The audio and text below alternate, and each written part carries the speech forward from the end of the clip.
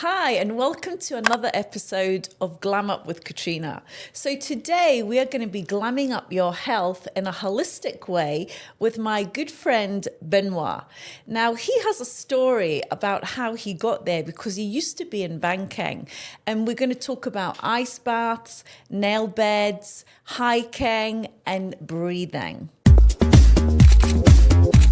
So Benoit, welcome. Thank you. Thank you for having me here. I'm very happy to have you. I actually just did the ice bath for the first time a few days ago. And I have to tell you, I was not looking forward to it. But I thought, okay, I'm having you on the show. We need to experience it. And I've always wanted to try it. But I have to say, I think the key is the breathing for sure. For sure, it's the breathing.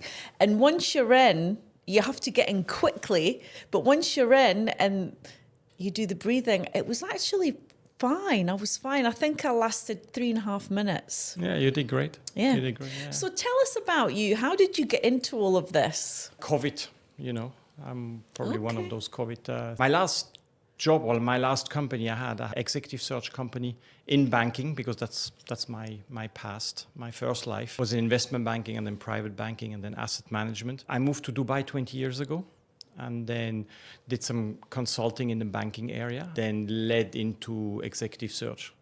Then had an office in Hong Kong and Singapore and one here. And then when COVID hit, I think it was just the right moment to close something my heart was not 100% in anymore. But I think this is what COVID did for a lot of people, right? Yeah. COVID actually was a great time, a very great learning curve. I think that's when I met you. Was that not when I met you when we went hiking? I think that was during COVID, yeah. It must be Yeah. like 3 years ago. Yeah. Not at the beginning of COVID, not like when No. everything was shut down, Yeah. but like just when it started to reopen. I started with like a little bucket in the backyard, was in my little compound in Almanara.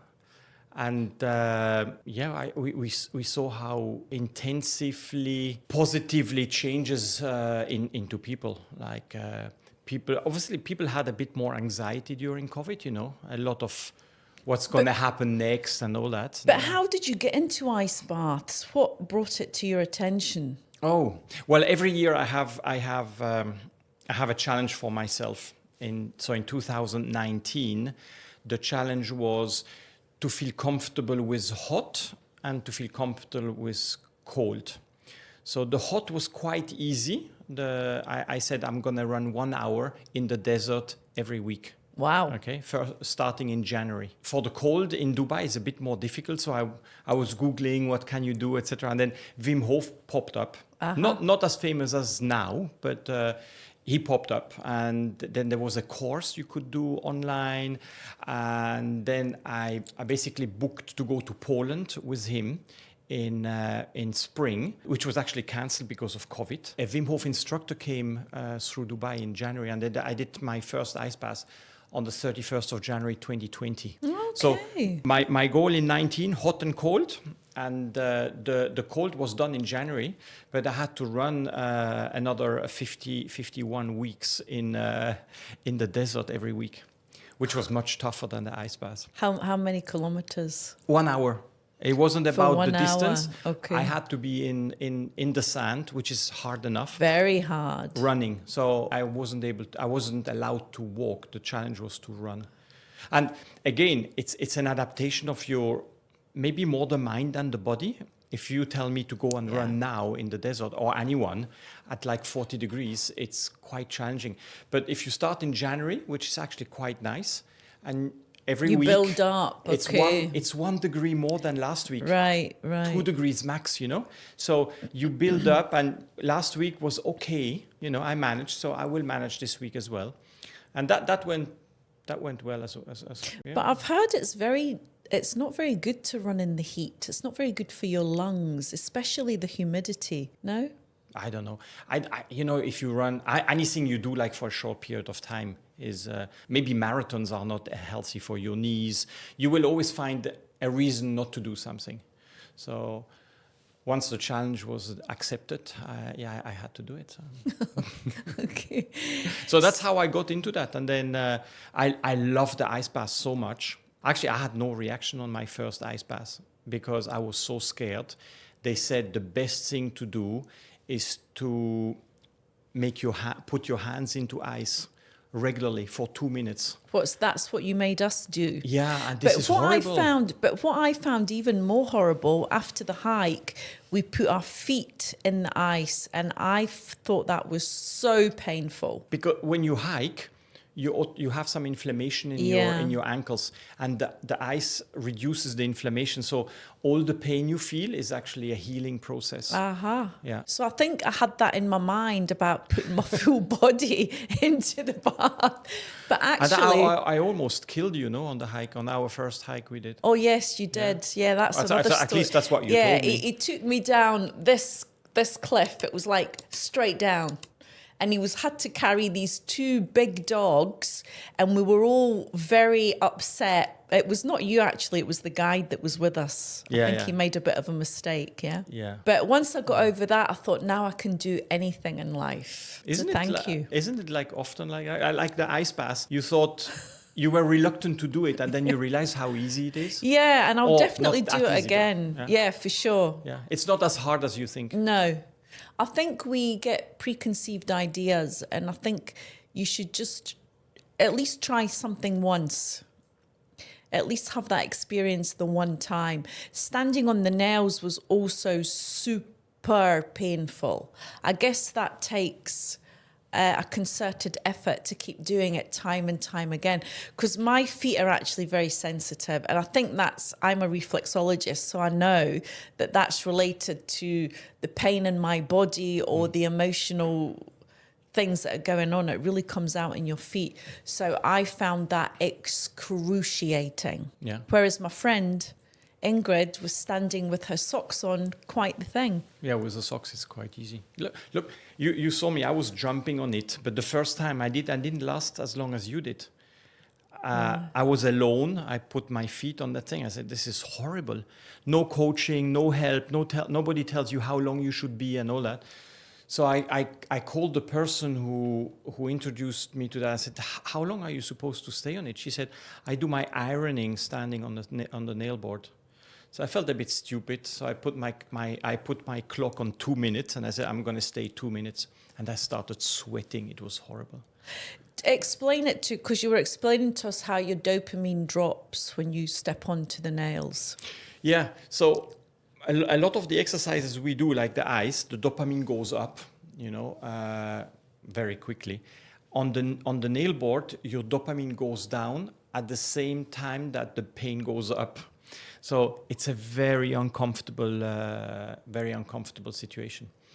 And so from your base, the dopamine goes down, then you step off the nail, and then it comes slowly back to your base, and then dopamine goes up. And then after a minute or two, when the dopamine is higher than it was before, somewhere in your brain, it says, I want that again. It's like the same that you have a cigarette, you have a drink, you have a sweet, you have sex, everything which pumps up your dopamine. You want more of it, right? It's true. I mean, I did want to try it again. Yeah, and you don't. But the other part of your brain says no. Yeah. It's painful. So painful. You're playing around with your own mind. It's quite interesting. We realize, so we explain to people and say, yeah, I feel like. I mean, is there any benefits to standing on this nail bed? Absolutely. We have about 7,000 nerves in the feet who relate to all the, I mean, you know about reflexology. So it stimulates basically the organs which are related to that part of your foot. First time you do it, the whole foot feels like in pain.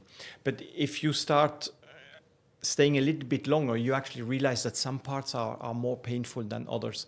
And your body starts to move because it wants to get out of the pain. And then it goes to another one, which is also painful. You see people sometimes like moving around because we when it's painful, we go backwards, right?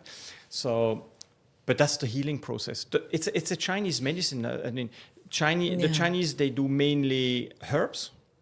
They do acupuncture and acupressure. I mean, I have to explain to the viewers that reflexology, and it's the hands and the feet are the same. You have all the nerve endings end in your hands and your feet, and every part is related to an organ of your body. So when you massage that or work on it, a lot of the time it's painful. It's because you have blocks up certain meridians. And on once you've got the left side and the right side of your body, and each toe, the line goes in a direct line straight up the body. So when you massage that and work on the base of the foot, it's like you're massaging the whole body. And it's extremely beneficial. I mean, one of the first things that helps is insomnia. And it's one of the few therapies that is not contraindicated to anybody.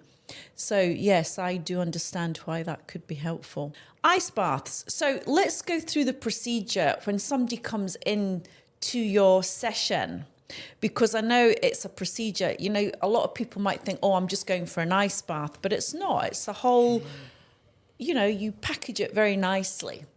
Well, because there are different ways to do it, and you can go to the gym and do some cardio and then go in your ice by yourself for recovery, which normally is not ice, it's like 8 or 10 degrees, which is extremely good for your recovery. But we do ice baths, and you know what that means. There's a lot of ice in it, and the temperature is very close to zero. So what we do is to make a nice experience to people. Okay, some people come and they're quite nervous, and so we talk to them. We see after the sadhu board, they already regret that they came, you know, and then yeah, you give us the worst thing first, and then we put the hands in the ice, which I is. was okay with that, Okay? actually. Yeah. I think you're mentally very strong. That's Yeah, one of maybe. A lot of people struggle with that. They put their hands for like 15 seconds. The typical ratio on the hand is also for us for calibration. So you can put your body about 5 times longer than your hands. So if you can put your hands for a minute, we know that the people can stay for 5 minutes. Like a rule of thumb. Okay. And people who struggle after 15 seconds, they will struggle with the full body as well. Okay. So that's a bit of a calibration, and to see also the adapt the people with the feeling of cold, you know. And people say, "Why you scare them?" I say, "Well, we scare them in one way, but if the pain in the hand is very high for the people, when they actually go with the full body, they expect the same pain, which is not happening. So that gives us some time to keep them until they start to relax. It seems to work quite well. So when we do those few exercises, sometimes we do calibration also for the breathing. We see how long people can hold their breath. You came on an evening, and most of the people were regulars, so we don't do the calibration for, but we do that sometimes. See how long the people can hold their breath. Most people can hold their breath between 20 and 35 seconds. Few can hold it longer. And then we do the breathing session, and it's a Wim Hof breathing or a Tibetan or a holotropic breathing. There are so many names for that. But it's a very intensive breathing where you pump up your oxygen in your body and reduce your carbon dioxide. And then we do breath hold. And by the third round, fourth round, fifth round, you can hold your breath for longer than 2 minutes. I have to say I was very surprised at that, because I've got very shallow breathing, and I find any kind of breath work extremely challenging, and it takes a lot of my energy to try and do it correctly. But I settled into that very quickly, actually, and it wasn't so much of a problem. There was a few times that I felt tingling in my body or whatever, and I've been having problems with dizziness the last few weeks, so I thought that would bring that up, but it actually didn't. And by the end of it, I was very relaxed, and I could have lay there for a lot longer in a meditative state. So I think, you know, we have to emphasize that to people, that breath work is so important, and most of us do not breathe properly, correct? I'm really happy that you mentioned that, because the breath work of all we do, the breath work is by far the most important thing. I would say like 3/4 of the people, they come for the ice bath, but more than half of the people realize that the breathing is so much more powerful, at least to one person every day, that they should do breathing regularly in the morning. And like biohackers of Andrew Huberman, Brecker, they all say after sleep, the second most important thing is to do some breath work, and then the light in the morning, etc. But the breathing is one of the most important thing to be healthy. Yeah. And for your longevity and not to get sick. And so the breathing we did, just without going into details, but it does two major things. It makes your blood alkaline, and hence it destroys bacteria and bad cells, including cancer cells. Okay, we all have cancer cells, but it makes them a very tough environment. Okay, I've been doing the breath work now for 4.5 years. And I haven't been sick. I had one problem after the death of my dad, which I think was related to grief and sadness, I was told. But apart from that, I never have a flu, I never have a sore throat, and which I used to have very regularly, like twice a week. Yeah, well, no virus can live in oxygen, right? Yeah. The alkaline blood helps you a lot. You tackle a lot of things in your brain of relaxing and power, and that's why you feel so relaxed after the breathing. But at the same time, you're very, very powerful. If you had done some push-ups after the thing, you would have realized how many you can do more than normally. Amazing. Yeah. So then after that, we go to the ice bath. And I think a good tip is to don't stand there for too long. Just get in as quickly as possible and get down. Yeah. Yeah, which again, it's hard to tell the people who are like nervous because they're doing it the first time. They see the first people going, then they see the second people, and then their anxiety just increases. And I tell them, just go. I'll wait. So that's why I went first. I thought, just let me do this. Exactly. But I have to say, the guy you've got working with you, what's his name?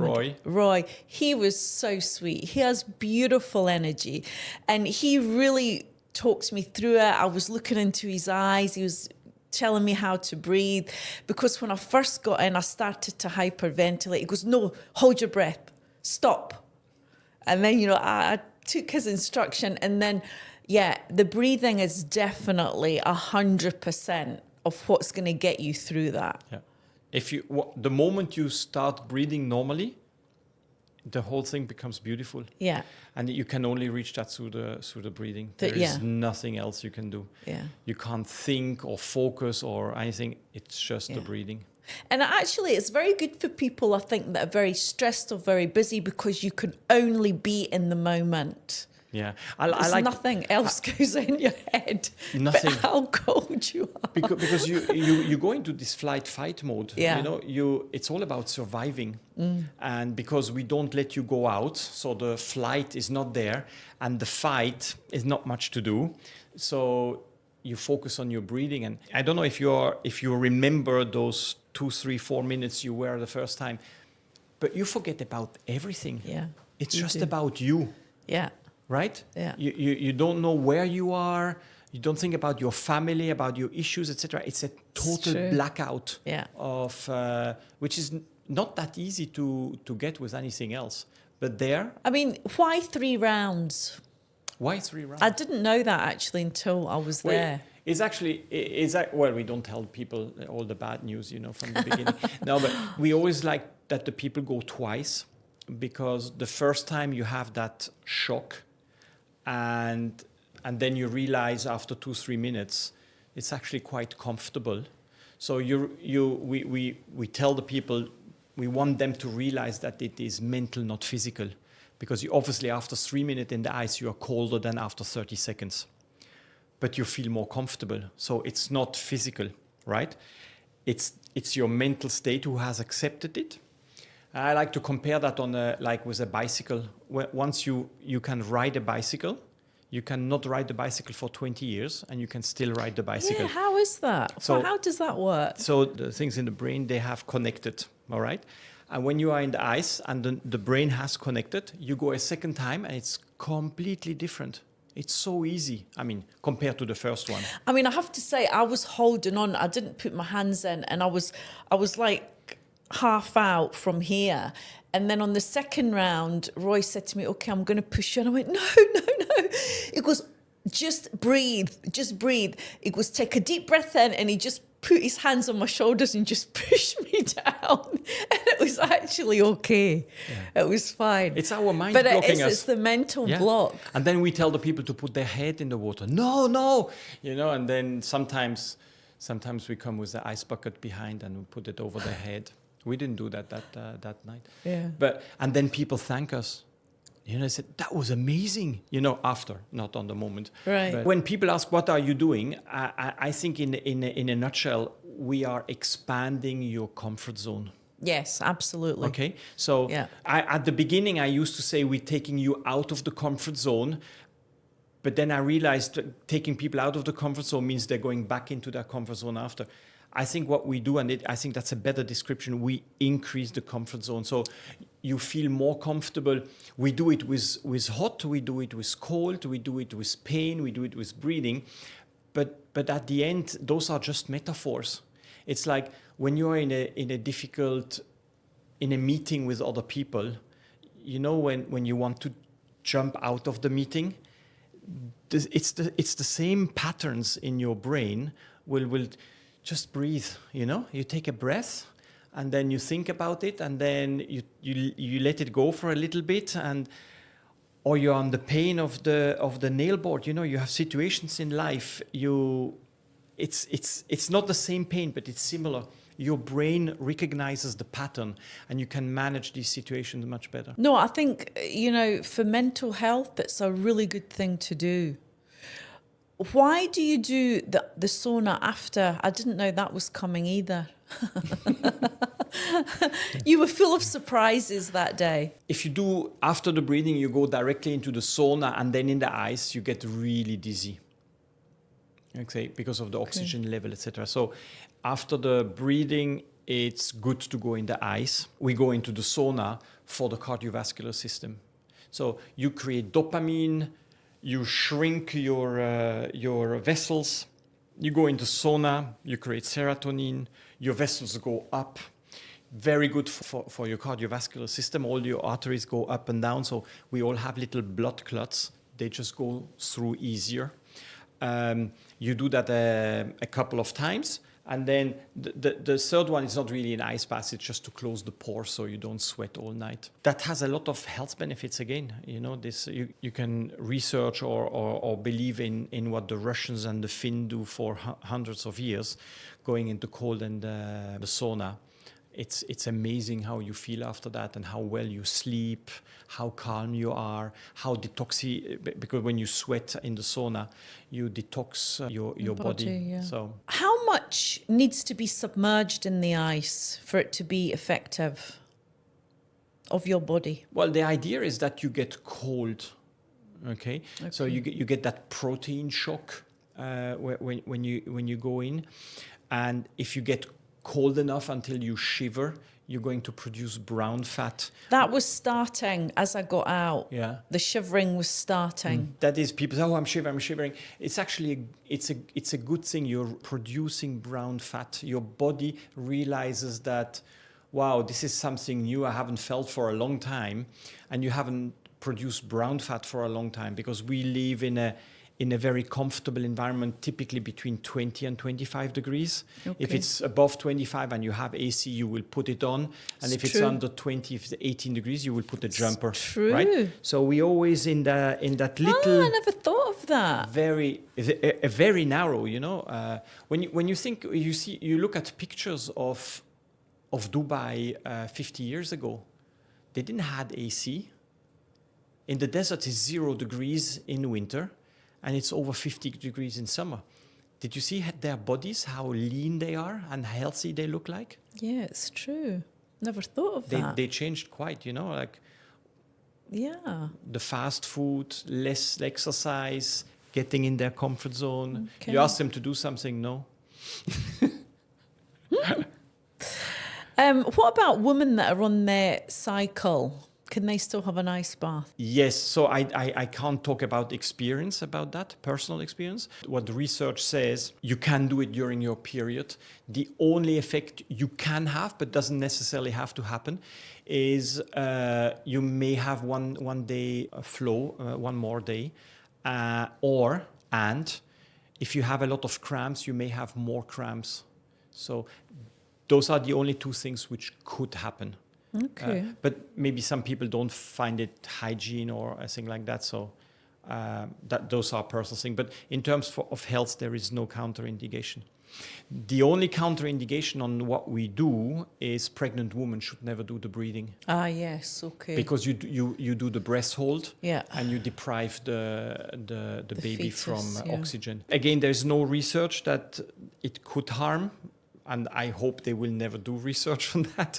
But it's just, it makes sense not to do it. Let's put it that way. Yeah, okay. Yeah.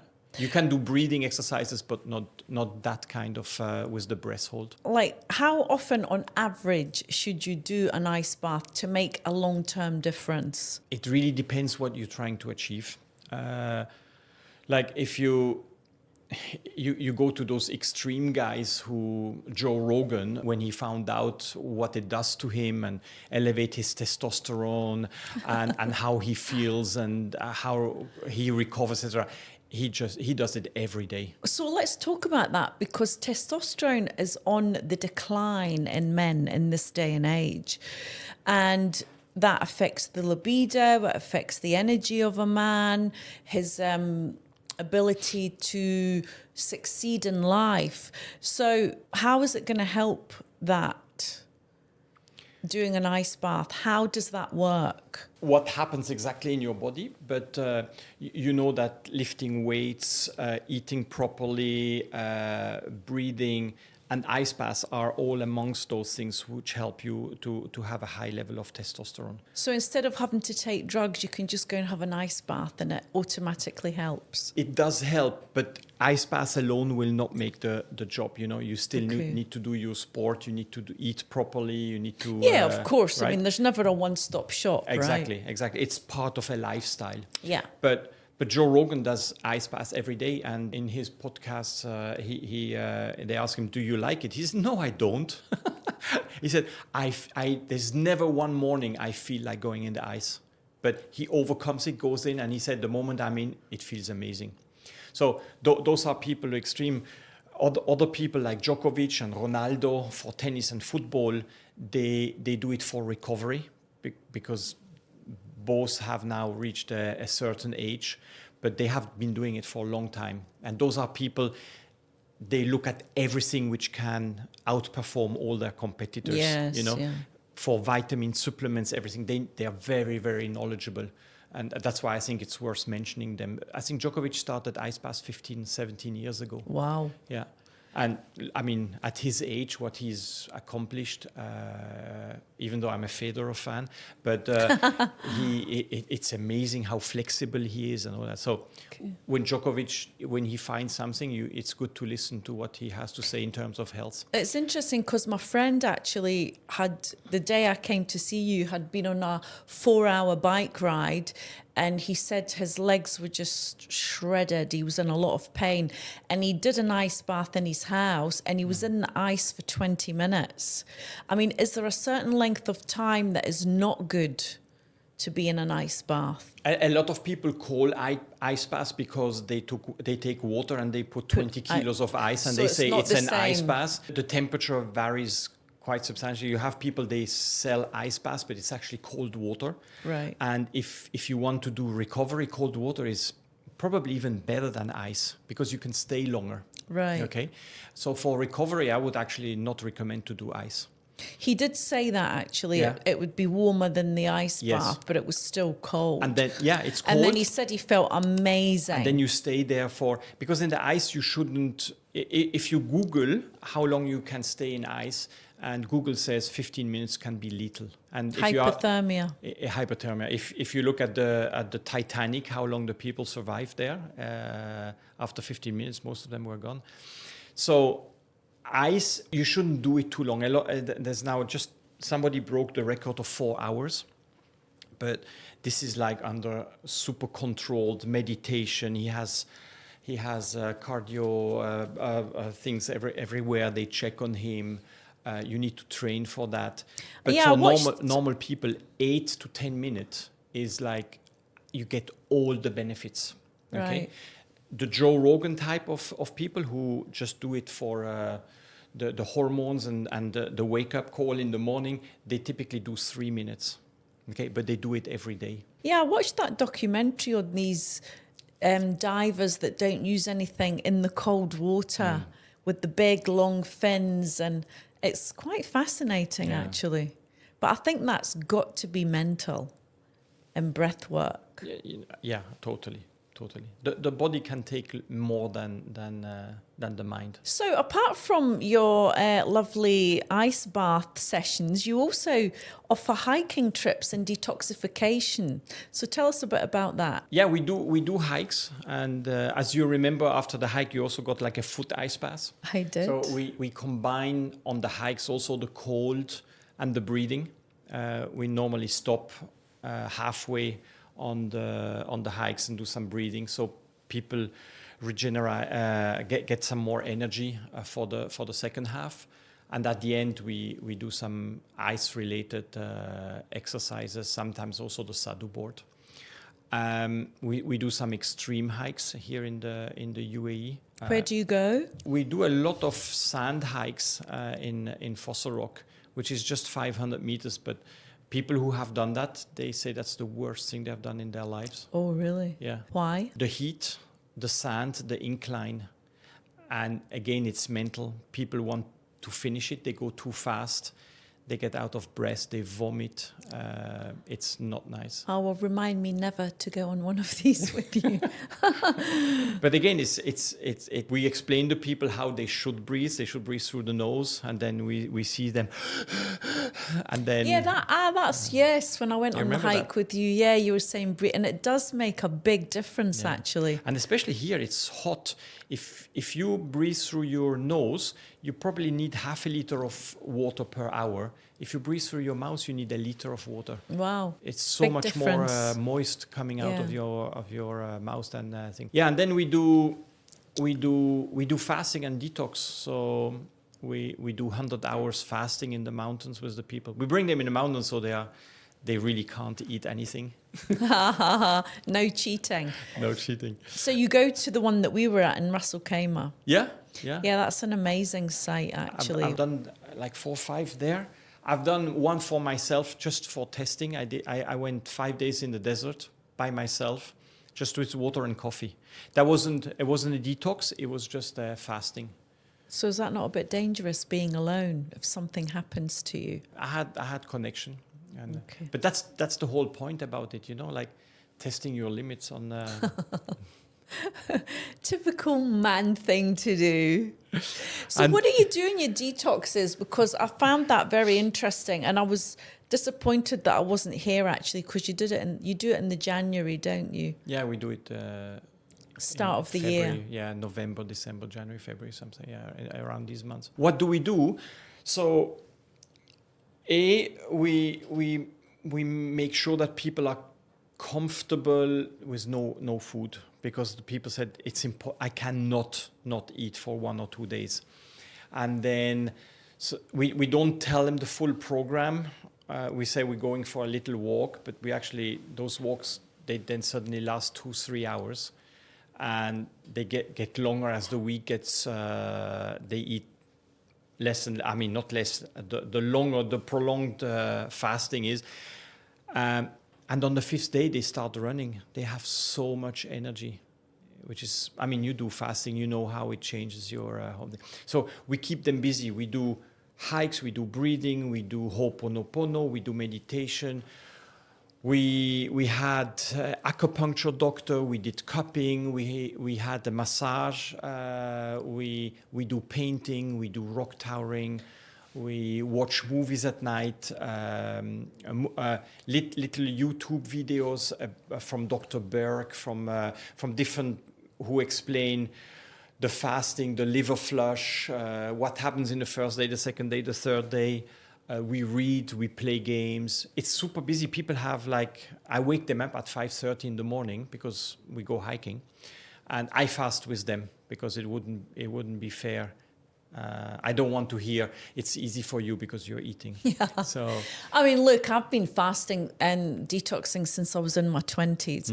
And I have to equate that to how well I am today, because I think it's the single most beneficial thing any human can do for themselves. Yeah. You know, you have the other train of thought where they say, well, your body knows how to detox and you don't need to not eat food. And I disagree, because with this day and age and all the pesticides and everything that's on the food, you don't know what you're eating.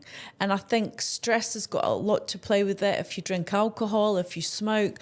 So I think everybody should at least go on one detox a year, at least.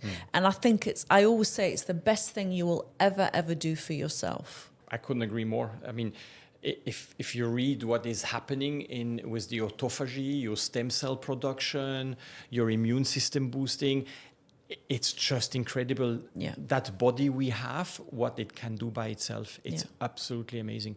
And you feel it. And doing it in a group in the mountains, it's quite easy because you're not distracted by in your car and you see restaurants left and right, and the people want to give you a coffee and with a little biscuit, etc. So you're just in nature, and it's so healing. I think it's the best thing to do, and I think you owe it to yourself to take that 4 or 5 days. I mean, what is that in the bigger scheme of things? It's nothing. And once you've done 4, 5, 6 days, you can go back here to Dubai and do a 48, 72 hours from time to time, you know, like a 3-day every 2 months, just to rest your body and get more clarity. And last year I was told that I had very dangerously high cholesterol, and my mother suffered and my father from it. And I was a bit shocked about that, because I live a very healthy lifestyle. And I was in the Maldives working, and I did a 7-day water and juice fast. I did 2 green juices a day, but they weren't very big. They were like this big, and just water. Oh my goodness. By the end of that 7 days, I totally reset my body. Amazing. Really, it's amazing. And what you have to do, it's mind over matter. You have to prepare yourself mentally for these kind of fasts. But honestly, they say that when you're sick, the quickest way to get better is to just water fast. Yeah. I've done dry fast. That was the toughest one. Without water. 72 hours. I don't know if I agree with that. I think it's hard on your liver. It's hard on your mind. I'm sure. I lost 6.7 kilos. Wow. I was losing 80 grams per hour at the end. Whoa. Were you able to sleep? You don't need much sleep. Interesting. It's quite crazy. So what the body does is it takes... I have enough, you know. The body takes fat to produce energy and water. So I urinated 2 times every day. 2 times the first day, 2 times the second day, 2 times the third day. The color changes. It gets darker and darker. But I had to go to the loo. Interesting. And it's burning fat. You actually see your body shrinking it's unbelievable. Oh, wow. And then I bought, because the first time I did that, I bought like 4 liters of coconut water, because they say that's the best thing to take. I had 1 glass, I was full. So I wasn't thirsty. You know, like not dry mouth. I had a glass, 2 glasses, 2 small glasses of thing. It was fine. Very interesting. My skin. There are two ways of doing dry fast: the hard way and the easy way. I took the easy way. I brush my teeth and I take showers. But there are people, they do the dry fast where you don't get in touch with water at all. Yeah, because it absorbs into the skin, right? So the last day when I took a shower, it's the first time and the last time I had that sensation. You think the water goes through your skin into your body. Unbelievable. And everything tastes like very strong. Everything feels, all your sensations become like very extreme. Heightened. Yeah. You know, cheetahs, when they hunt, they don't eat 5 days before. and then they are the most alert and the fastest. Not for very long. They need to catch something. They can only go like 3 or 4 times, but they are the most alert, fastest. That's when they got to speed of over 100k. Oh, wow. I actually saw 3 cheetahs on a kill in the Masai Mara. Fascinating. It's pretty fast, huh? And they haven't eaten for 4 to 5 days. Oh, wow. That's when your body is like... Yeah, and I think, you know, in this day and age where there are so much toxins and pesticides and we can't really get away from it. I mean, what is actually organic? How do we know how long the fruit and veg has been in the supermarket and all the rest of it? So I'm a massive advocate for fasting and detoxing. I think we all need it on some level. I mean, obviously get a doctor's approval if you have any issues, health issues. But I think it's really the best thing you'll ever do for yourself. You know, if you have diabetes and you stop eating, you don't have to inject anymore. Oh, wow. Because you're not eating. Your insulin is not going anymore. Uh-huh. And your pancreas starts to work again. I did not know that. It's so powerful. If you have cancer, they have centers now in America, cancer centers for terminally ill people, and 75 or 80% of the people recover. You go on YouTube, cancer survivor with breathing and ice baths, you see it's more and more. People who, they were given 3 months. It's on the Wim Hof page, actually. A guy, he was terminally ill. They gave him 3 months. It's 4 years ago. Amazing. So tell us, where can we find you? Wait, we do one more thing you forgot. What was that? The fire walk. Oh, yes, the fire walk. You do fire walks too. I mean, you do so much, I can't keep up. That was, so I tell you, every year I do something for me, something. So we had the list with my colleagues, you know, this is what I'm going to do this year. And I said, I'm going to become a fire walk instructor. So I did that 2 years ago. What does that entail? It's a program you have. It's all about security and safety. So where you can do it, how you do the fire, because like in the ice, you go in the ice and you don't feel comfortable, you get out. Yeah, but you're standing on fire. On the fire, bit different. Yeah, you fall on the fire, you stand on the fire too long. So it's mainly about safety. Of course, you do firewalks as well, but it's all about preparation, safety, assisting where you don't do it. Unfortunately, you're not allowed to do it on sand, because I would have done firewalks in the desert, which would be amazing. Why are you not allowed to do it on sand? The sand is too dangerous. Why? The sand connects, how do you say, passes the heat. So if you have a plate in the oven in a glass and alufoil, the alufoil you can take with your hands, right? But the glass thing you cannot, you will burn your finger. So it's the same with sand. Yeah. I mean, I've done a fire walk. I walked over the fire 3 times. And yeah, I never had an issue with it, actually. Obviously you're scared. You think, how can you walk on fire?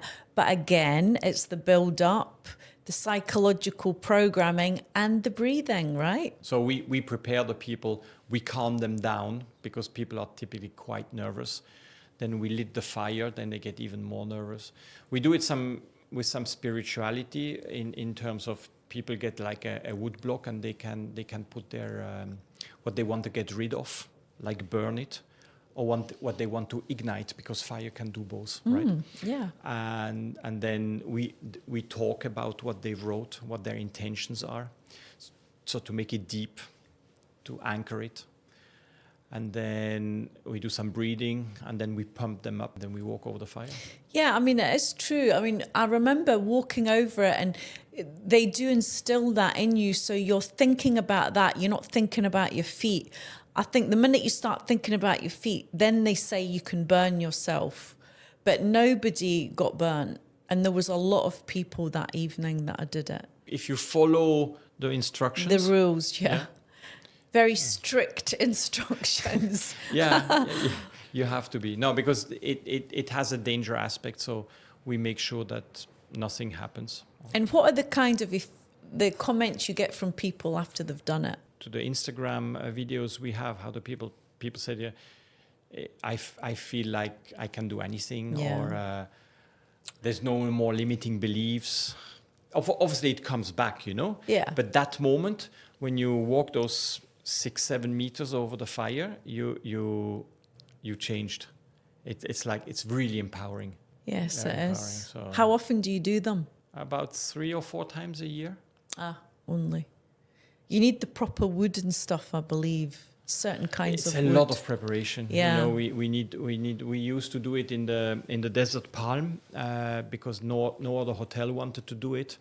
You need the municipality, you need the civil defense. Okay, you need to have a whole list of fire extinguisher, where the next water pipe, where what happens if do you have a list with the numbers to call? It's like. It's all safety. Yeah. I think it's a lot of organization. I need 4 helpers. So we can't do like a family of 3 people. It typically is 20 to 30 people. So, yeah, it's a lot of preparation, but it's fun. So, I mean, you really, I mean, what you're doing is you're offering mind over matter to people. You're helping them step out of their comfort zones. You're allowing them to see what is possible in their life. And I think that's a great thing. And it's something. So what are you charging for these sessions? For the ice bath sessions, $250, yeah? And you get food with that as well. They are. You can come just for a water dip. That costs like 100. An ice dip 150. And then the beach session is 250. And then the evening session is 300. And the one with the barbecue at 350. But those are like 3-hour sessions. Yeah, the firework is the firework is a little bit more expensive, but yeah, you get quite an experience. You discover ice, you discover hot, you do the sadhu board, you do the breathing, and I think one of also what the people like is the community. You meet quite interesting people. No, I did. I mean, I really enjoyed it, and I'll definitely do it again. And a few of my friends, one of the girls in the gym that saw it, she came over to me. She goes, "Oh, I want to ask you about that." I said, "Go do it. How do I contact him?" So I think, it's awareness, I think. Yeah. And not to be afraid. People, it's good to step out of your comfort zone. I think it and helps you. we help the people. We don't just throw them in the water and then try your best. We're really it's a there. procedure. Yeah, for sure. And we're there. We want the people to have a good experience because the benefits are physical and mental. And some people cry. Some people, are having really hard times right now. Separation, losing your job, not happy with anything which is around you, no family around because most of us are foreigners here. Yeah. So some people struggle, not all, but a lot So of people. I think it's the shock effect that kind of brings you back into the moment. Yeah. And then all of a sudden you can see things in a different way, right? Yeah.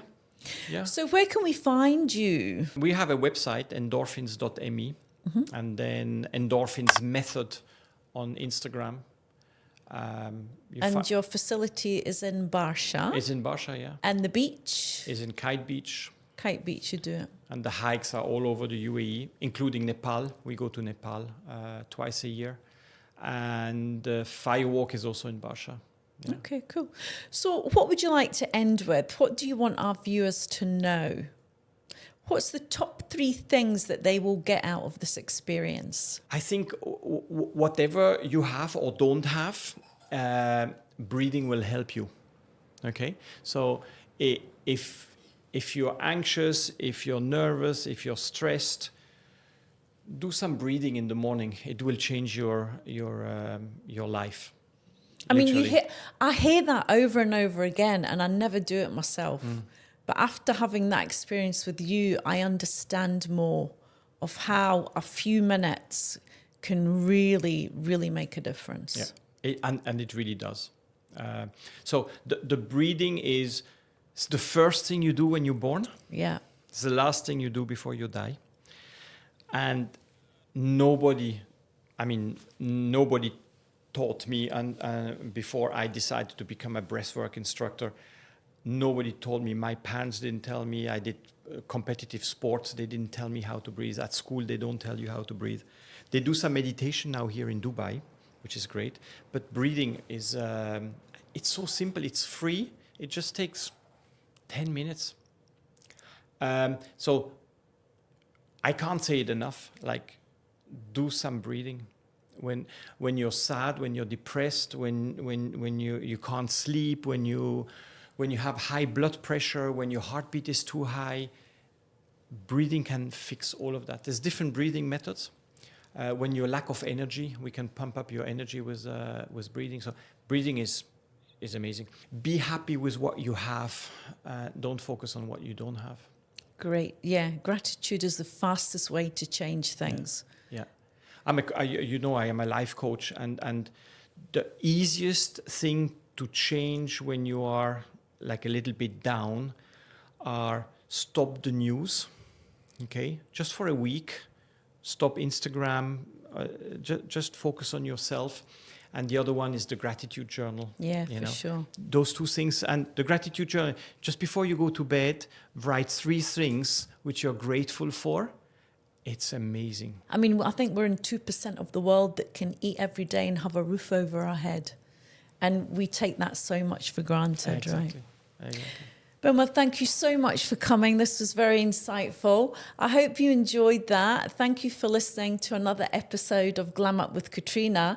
You can go into my website and get the free masterclass, and follow me on Instagram. The information is in the video. And until next time, be healthy, be your best self. Thank you. Thank you.